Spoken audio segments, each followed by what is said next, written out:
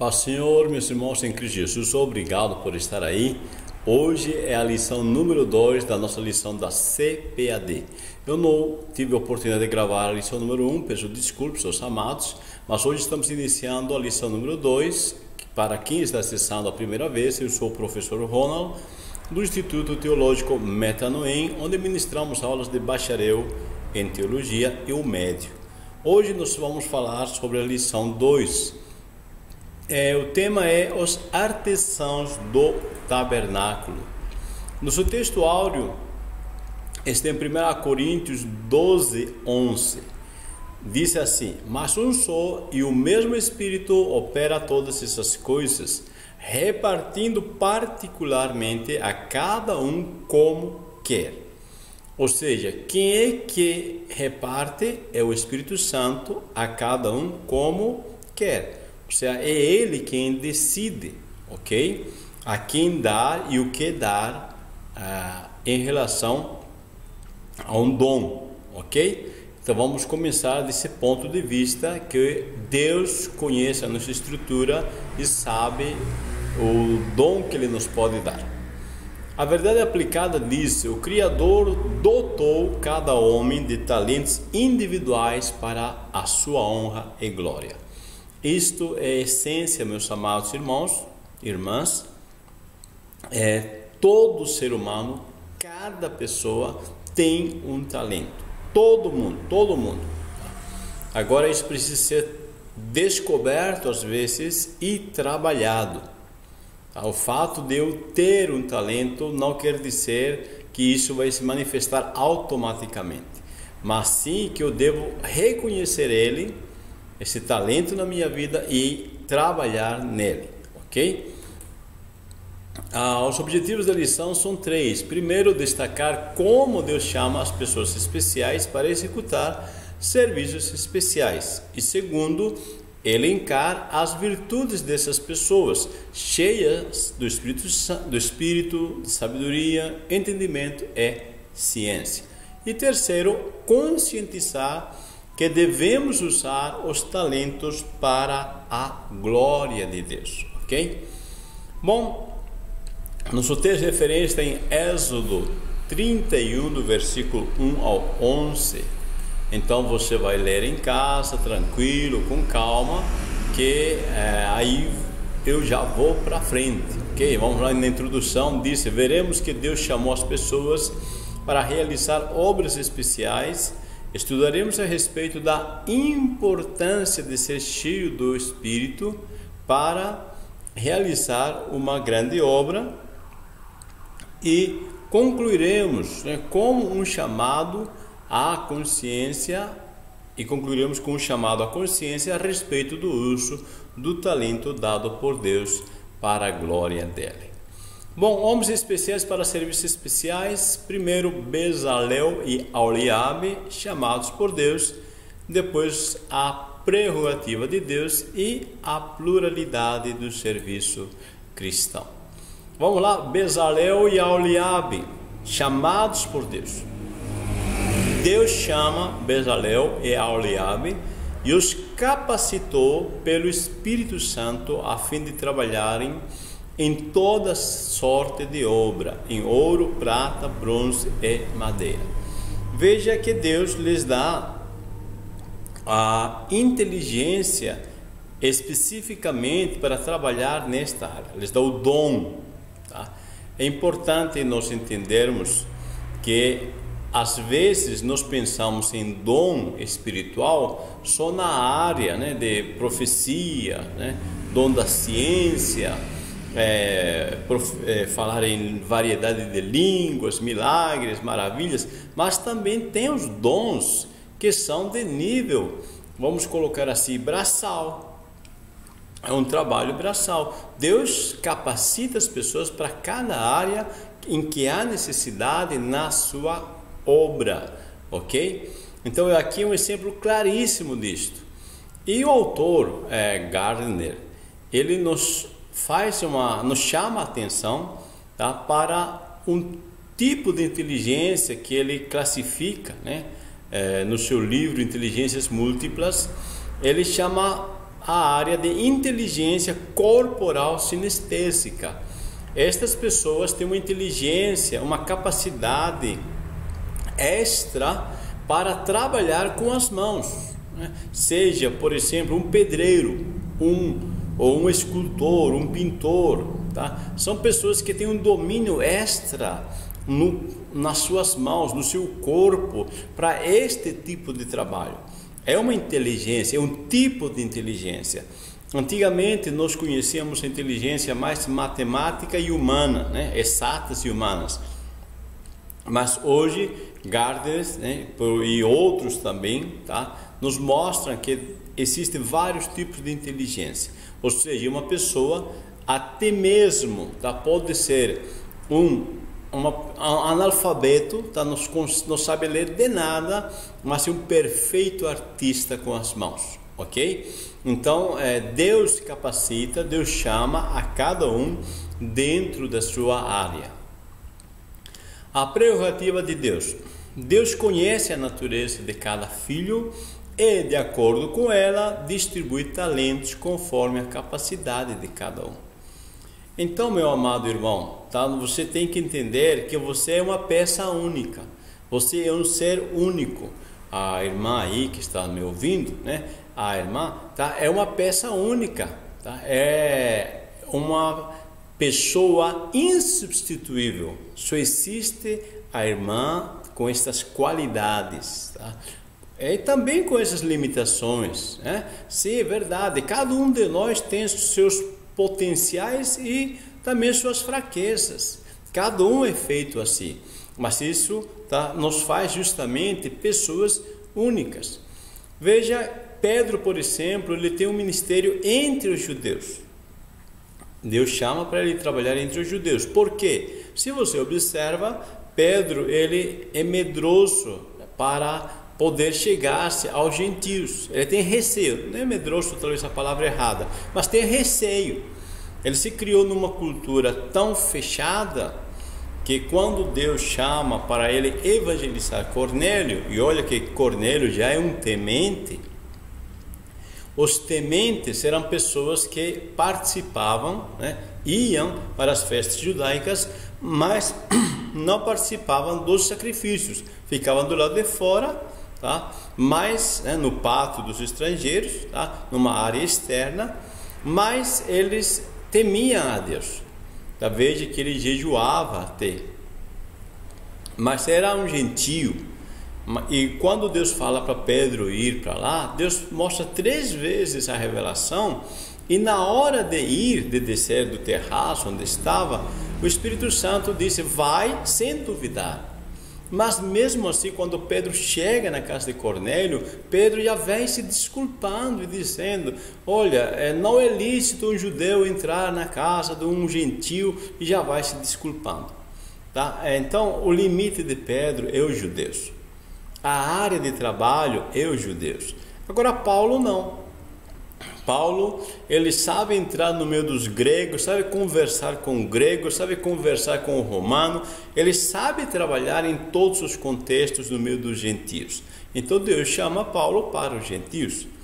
E nós prestamos um pouco atenção, tá, em relação, por exemplo, a Jeremias, que nos deixa claro ao nosso respeito.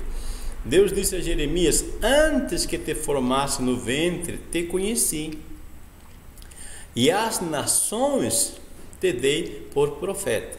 Perceba, meu amado irmão ou irmã, que antes de você estar no ventre da tua mãe, Deus já tinha um plano para você.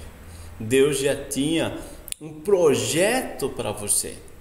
Você já é aquela pessoa que Deus deseja que você seja desde o ventre. Então você precisa descobrir quem você é. Jeremias não se torna profeta, ele é profeta desde o ventre. Agora o ministério se manifesta para frente, mas Deus já lhe fez com essa estrutura, uma estrutura física, uma estrutura do sistema nervoso, uma estrutura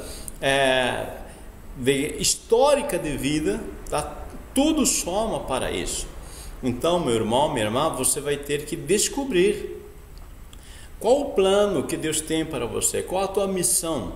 Tá? Aí, quando descobrimos, aí estamos no caminho certo. A pluralidade do serviço cristão. Muitas são as necessidades da igreja local, tanto de ordem espiritual quanto material. Então veja que em Atos, quando se precisa de pessoas para trabalharem na obra de Deus, na questão de distribuição de cestas básicas.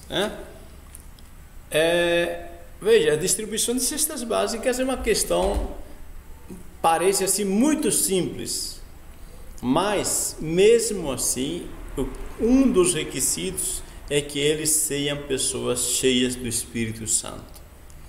Veja então que a parte social também é um dom.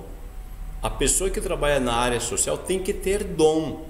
Ela tem que ser uma pessoa que ama as pessoas, que tem uma visão analítica para conhecer as necessidades das pessoas.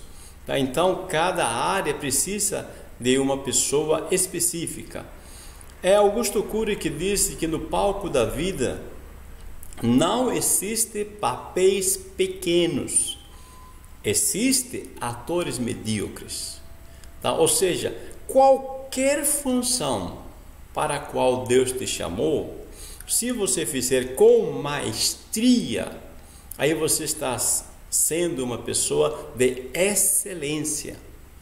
Por exemplo, tem lugares, tem igrejas que quando nós vamos ao sanitário, aquele sanitário está super cheiroso, agradável, um ambiente super higiênico e dá prazer.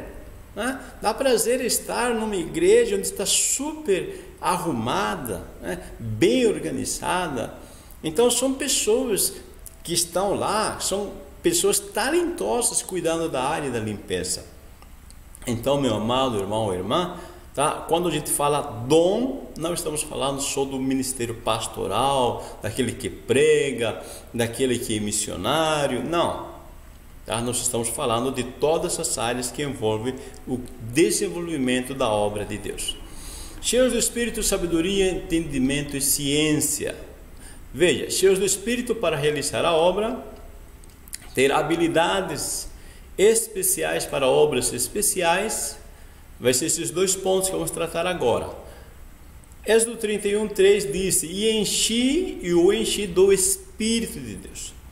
Então o texto destaca que toda a criatividade para uma obra, mesmo que seja considerada de ordem material, a pessoa precisa estar capacitada pelo Espírito Santo. Então, mas é só para distribuir cesta básica. Precisa estar cheio do Espírito Santo. É para ser um recepcionista, precisa estar cheio do Espírito Santo. Tudo na obra de Deus forma um sistema que está debaixo da direção de Deus. Então, quando se fala em obra de Deus, todos nós precisamos estar cheios do Espírito Santo para realizar essa obra. Amém? Então, é um requisito, porque obra de Deus não é obra comum, tá? É obra especial. Então, habilidades especiais para obras especiais. Existem diversos dons relacionados ao serviço cristão. Para se executar o serviço cristão, requerem-se habilidades especiais. Então, se você percebe que Deus preza, tá? Deus valoriza um trabalho de qualidade. Deus sempre prezou pela altíssima qualidade. Veja que Deus fez os céus e a terra, e foi fazendo a cada dia uma parte, e sempre ele verificava como estava o próprio trabalho dele, e viu Deus que era bom. Deus sempre se agradou de qualidade, de organização, tá? Então, quando Deus te chamou para uma área, é porque você é especial, e Deus quer que você faça esse trabalho com capricho, tá? Porque é assim que ele deseja. Habilidades especiais nos falando, veja que apesar que os dons de Deus não dependerem de habilidades naturais, o Senhor chama pessoas com habilidades naturais e as potencializa. Então é bem lógico, tá? Que Deus, como Ele nos criou, como Ele sabe qual é a nossa estrutura, qual é o nosso sistema nervoso, qual os nossos limites emocionais, nossos limites físicos, a cada um nos chama dentro dessas qualidades. Por exemplo, a águia ela foi feita, né, para voar. A águia para dominar a região, né, superior, né? Ele vai dominar o ar, né? Vai voar lá a parte superior. Agora, o elefante, uma excelente também, uma excelente criatura, só que ele fica cá embaixo, cada um na sua área, tá? Então, mas todos são especiais. Na obra de Deus é assim também. Cada um de nós, Deus nos cria com uma determinada estrutura. Amém? Bom, usando os talentos para a glória de Deus. Os talentos de Bezalel e Aholiabe e os talentos revelados na igreja. Bezalel e Aholiabe se submeteram à revelação de Deus para executar com maestria as peças dos altares ou as cortinas e cores. Isso os fez especialistas. Por isso o que faziam era para a glória de Deus. Veja, meu amado irmão, entenda aqui que nós podemos ter o dom natural, mas quando aceitamos Jesus, recebemos a unção do Espírito Santo, que potencializa nosso dom, nosso talento, tá? E quando nós submetemos a revelação de Deus, ao direcionamento de Deus, Deus nos faz observar detalhes neste trabalho, nesta área, que naturalmente nós não perceberíamos. Tá? Isso é a ação do Espírito na nossa vida.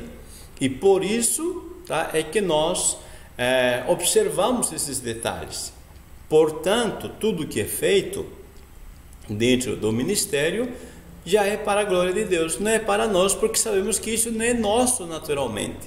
Quem produziu esse trabalho extra, especial, é Deus. Claro que a gente se prepara, se dedica, né? Mas o Espírito Santo te dá uma visão específica, ele te faz discernir detalhes que naturalmente você não discerniria. Os talentos revelados na igreja. Mateus 25, 14 e 15 é uma bela ilustração para mostrar que Deus espera que nós façamos com a nossa vocação. É a parábola dos talentos, né?